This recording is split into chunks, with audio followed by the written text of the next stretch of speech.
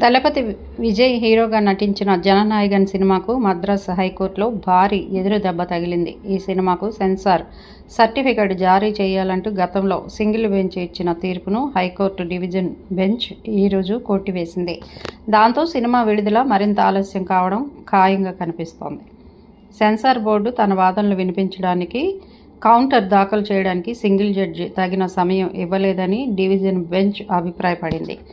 Central board of film certification నుంచి clearance వస్తేనే జననాయగన్ థియేటర్లో విడుదలయ్యే అవకాశం ఉంది. ఈ నేపథ్యంలో మద్రాస్ హైకోర్టులో ఈ కేసుపై తాజాగా విచారణ ప్రారంభం కానుంది. విజయ్ పూర్తిస్థాయి రాజకీయాల్లోకి రాకముందు నటించిన చివరి చిత్రంగా ప్రచారం జరుగుతున్న జననాయగన్ సంక్రాంతి సందర్భంగా ఈ నెల 9న విడుదల కావాల్సి ఉంది. అయితే ఓ ఫిర్యాదు ఆధారంగా సినిమాను రివైజింగ్ కమిటీకి పంపినట్లు సెన్సార్ బోర్డు నిర్మాతలకు తెలిపింది. దాంతో నిర్మాతలు కేవీఎన్ ప్రొడక్షన్స్ మద్రాస్ హైకోర్టును ఆశ్రయించగా మార్పుల తర్వాత సినిమాకు యూఏ సర్టిఫికెట్ ఇవ్వాలని సింగిల్ బెంచ్ ఆదేశించింది. ఈ తీర్పుపై సెన్సార్ బోర్డు అప్పీల్ చేయడంతో డివిజన్ బెంచ్ స్టే విధించింది.